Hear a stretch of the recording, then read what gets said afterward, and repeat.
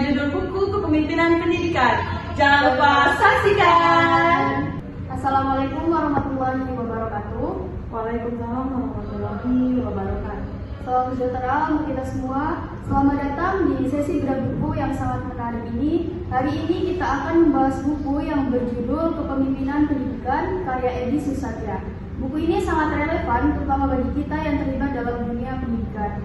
Baik, sebelumnya perkenalkan kami dari kelompok 7. Perkenalkan, nama saya Nur Hamidah dengan NPM A1J023016 dengan rekan saya. Baik, perkenalkan nama saya Dinda Karyani dengan NPM A1J023008. Baik, langsung saja. Judul buku ini adalah Kepemimpinan Pendidikan yang ditulis oleh Edi Susatya dengan editor Farid Setiawan dan diterbitkan oleh UAD Press dengan tahun terbit 2023 dan jumlah halaman 233. Baik, terima kasih banyak kepada Nur. Jadi buku ini menawarkan tentang banyak wawasan bagaimana kita dapat menjadi seorang pemimpin yang efektif dalam konteks pendidikan. Jadi saya sangat menantikan untuk membahas berbagai tema yang diangkat di dalam buku ini. Betul sekali, Dinda. Di era yang penuh tantangan kali ini, kepemimpinan dalam pendidikan sangat penting untuk menciptakan lingkungan belajar yang produktif dan inovatif. Mari kita mulai dengan memberikan gambaran umum tentang buku ini. Oke, baik. Yang pertama itu ada konsep dasar kepemimpinan. Jadi, buku ini dimulai dengan pemahaman bahwa setiap individu itu harus memiliki potensi untuk menjadi seorang pemimpin. Jadi, Edi Susatya ini menekankan bahwa kepemimpinan adalah fitrah manusia yang harus didasari dan dikembangkan. Tapi, sayangnya, banyak orang yang terhalang oleh lingkungan sosial dan budaya yang tidak mendukung. Jadi, ini membuka diskusi tentang bagaimana kita menggali potensi kepemimpinan dari dalam diri kita sendiri. Oke, baik. Yang kedua itu di sini ada perbedaan antara leader dan manajer ya. Nah, salah satu poin penting yang dibahas dalam buku ini adalah perbedaan antara pemimpin dan manajer. Nah, kepada saudari Dinda, apakah bisa jelaskan lebih lanjut tentang perbedaan keduanya itu? Oke, baik. Jadi dari jawaban yang telah saudari Nur pertanyakan tadi, tentu karena penulis menjelaskan bahwa pemimpin lebih fokus pada visi, motivasi, dan membangun hubungan interpersonal. Jadi sementara manajer lebih mengutamakan pengelolaan sumber daya dan efisiensi. Jadi memahami perbedaan ini sangat penting agar kita bisa menjalankan peran masing-masing dengan lebih baik dalam organisasi ataupun pendidikan. Nah, selanjutnya itu yang ketiga ada perspektif agama dan budaya. Nah, penulis juga menggali pandangan tentang kepemimpinan dari berbagai perspektif agama dan budaya. Nah, hal menarik apa sih yang saudari Dinda dapatkan dari bagian ini? Oke, baik. Saya akan mengemukakan bahwa dalam Islam, kepemimpinan ditekankan pada nilai-nilai keadilan dan pengayoman. Selain itu, budaya lokal seperti budaya Jawa menawarkan nuansa yang relevan dengan kepemimpinan. Jadi yang menekankan harmoni dan kerjasama, ini menunjukkan bahwa kepemimpinan bisa sangat kontekstual dan dipengaruhi oleh nilai-nilai budaya. Baik. Nah, di dalam buku ini juga membahas tentang gaya kepemimpinan. Nah, apa saja sih gaya kepemimpinan yang diulas dalam buku ini?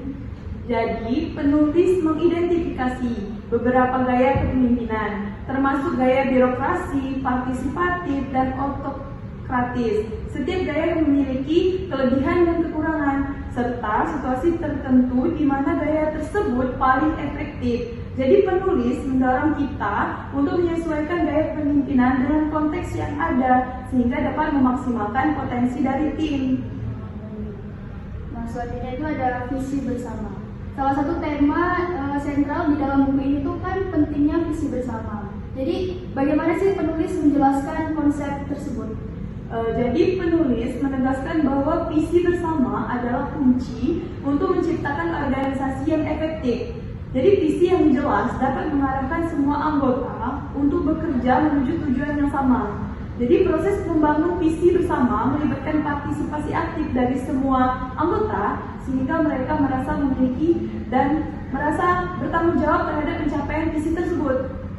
Oke, selanjutnya itu yang terakhir ada tanggung jawab dan peran pemimpin. Nah, di dalam buku ini tuh kan membahas tentang tanggung jawab dan peran pemimpin. Apa sih yang menjadi sorotan dalam bagian ini?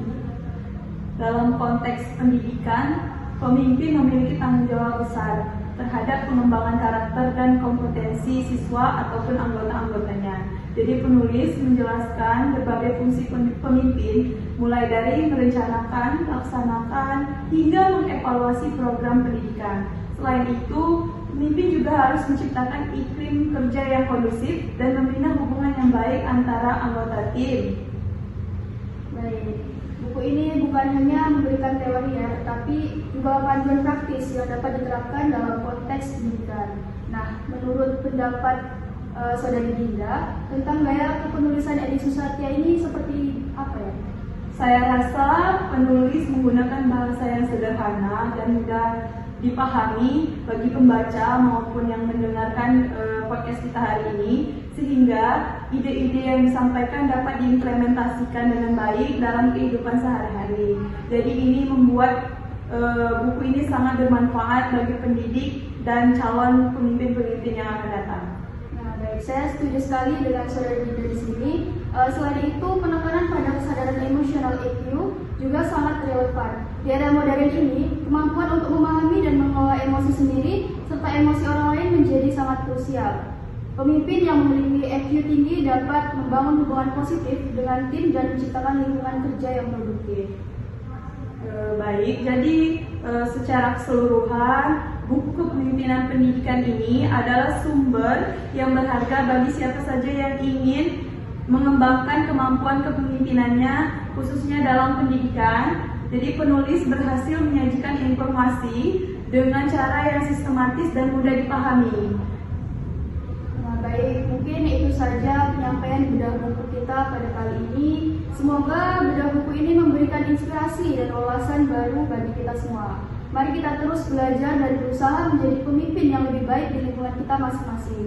Terima kasih kepada Saudari Dinda atas penjelasannya yang sangat informatif.